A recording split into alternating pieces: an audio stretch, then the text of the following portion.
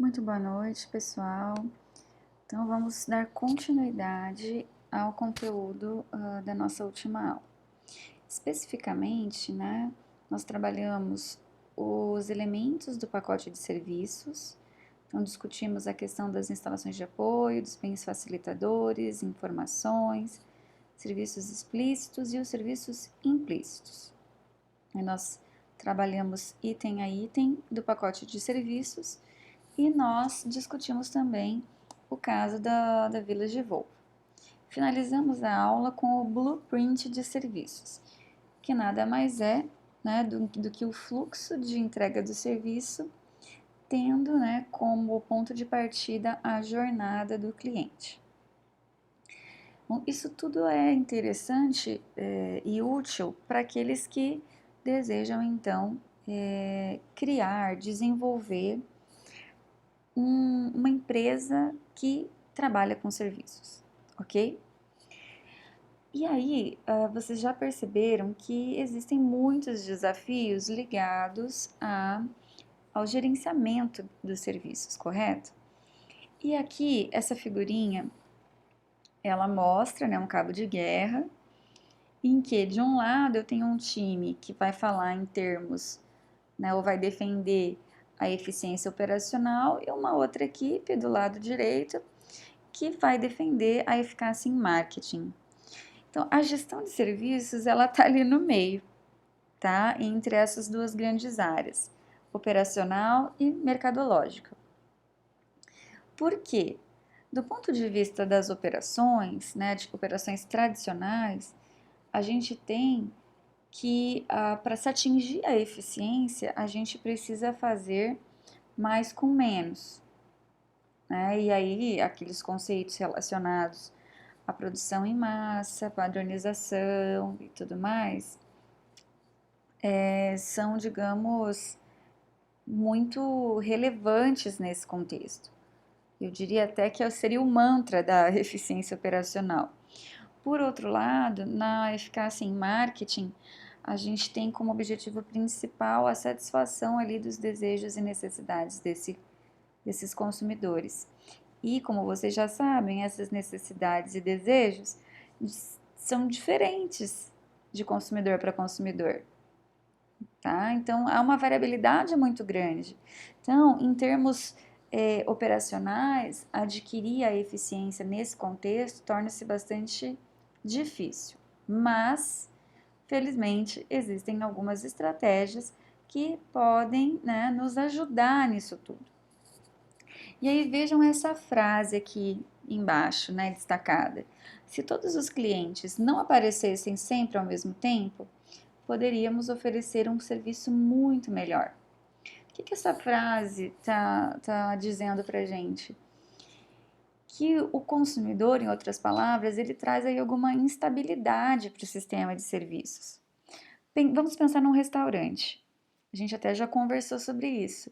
Qual é o horário do almoço, assim, né? O horário em que a gente observa o maior número de clientes. Das 11 a 1h30. Eu diria até das 11 ao meio-dia e meia. Se todo mundo resolver chegar nesse mesmo intervalo de tempo, haverá formação de filas, né? Então o cliente vai ficar incomodado, o pessoal do atendimento, a equipe da cozinha vai ficar estressada porque não vai dar conta de atender toda essa demanda no tempo em que é desejado. Então, assim, essa frase ela diz exatamente isso. Se todos os clientes não aparecessem sempre ao mesmo tempo, um serviço muito melhor poderia ser oferecido. O fato é que o cliente ele tem tempos diferentes, preferências diferentes, então dificilmente a demanda vai encontrar a oferta nos mesmos termos, tá? E aí a gente está falando, claro, isso numa realidade, na realidade dos serviços. Mas como eu falei, tem formas da gente aplicar aí alguns modelos de eficiência aos serviços, né? E aí a gente só precisa lembrar daquelas características diferenciadoras dos serviços: intangibilidade, inseparabilidade, perecibilidade e heterogeneidade. Então, são 4, né? 4 características que diferenciam os serviços dos bens. Então, vejam, aqui algumas considerações. Do ponto de vista operacional, as características-chave do modelo são: o cliente ele é parte integral do processo e o sistema funciona em tempo real.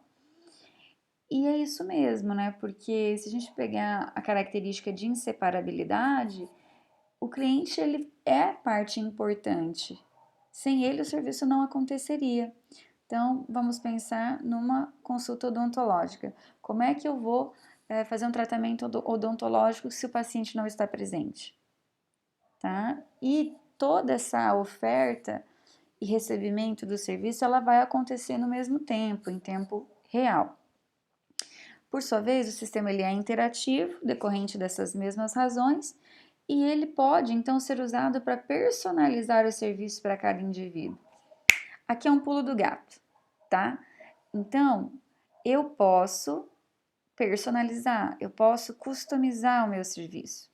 E por isso, cobrar um pouco mais por essa personalização, exclusividade e tudo mais, ok? Então, a gente pode, no ambiente de serviços, das empresas de serviço, tirar proveito da heterogeneidade, tá? E da intangibilidade também, ou tentar padronizar tudo. E aí a gente se aproxima muito mais da eficiência operacional do que da eficácia de marketing, tá? Como eu já tinha anunciado para vocês, existe uma dificuldade em igualar a oferta e a demanda. Às vezes, elas se igualam por acidente mesmo, tá? E aí o exemplo clássico é mesmo do restaurante. Mas a gente também pode pensar nesse momento que a gente está vivendo de pandemia, né? Já pensou se todas as pessoas ficassem doentes e precisassem de UTI no mesmo momento? Formariam-se filas, como formaram filas, né, em alguns lugares. E o que fazer? Não é um serviço, o serviço de saúde não é algo que eu consiga expandir em termos de capacidade do dia para a noite. Até tivemos várias tentativas aí com os hospitais de campanha, contratação de outros profissionais da saúde, reforçar a equipe existente, mas não é algo que é possível mudar do dia para a noite, tá? Então, problemas de demanda e oferta e capacidade de oferta são constantes no ambiente de serviços, tá? Por sua vez, então, a gente verifica aí vários desafios. Que opções que a gente tem? Inicialmente, a gente tem 3 opções: nivelar, antecipar ou trabalhar na perspectiva do racionamento. Vamos começar de baixo para cima. Todos vocês, com certeza, já viram, né, algumas notícias relacionadas, por exemplo, à crise hídrica no estado de São Paulo, algum tempo atrás. Faltava água, não chovia, os reservatórios estavam vazios. E qual foi a alternativa?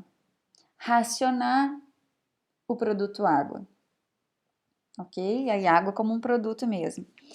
Então, com o racionamento, possibilitou-se aí a gestão dessa crise hídrica, tá?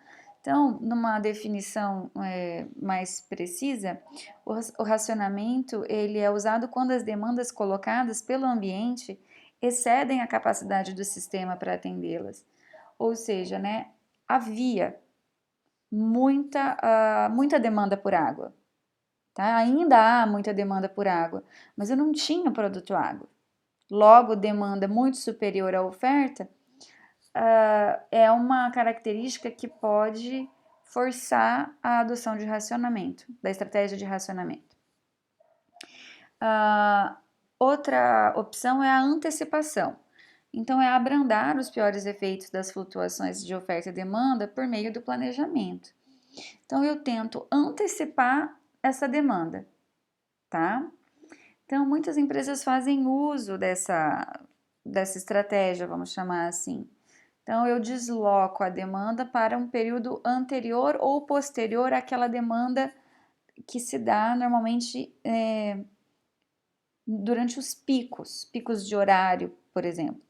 Vamos trazer a ideia do restaurante outra vez, né? Eu, enquanto gestora de um restaurante, eu posso, por exemplo, modificar o preço da refeição um pouquinho para quem chegar até às 11, 11h30, por exemplo.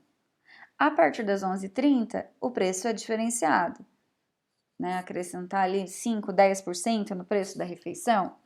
Então, com o estímulo financeiro ali, econômico, né, do desconto, tentar antecipar essa demanda, trazer para o momento anterior ou posterior ao pico. Outra opção é o nivelamento, é administrar um ambiente para reduzir as flutuações na oferta ou na demanda. Então, é tentar igualar, né? Então, eu posso nivelar, por exemplo, trazendo ou aumentando a minha força de trabalho. Então, por exemplo, contratar funcionários de meio período para atender momentos de elevação na demanda. Tá? Isso é muito comum, por exemplo, épocas de fim de ano, as empresas tendem a contratar mais pessoas, porque há um aumento na demanda por presentes e tudo mais. Tá? Então, aqui a gente tem algumas opções para gerir esses desencontros entre demanda e oferta. No próximo vídeo, a gente continua.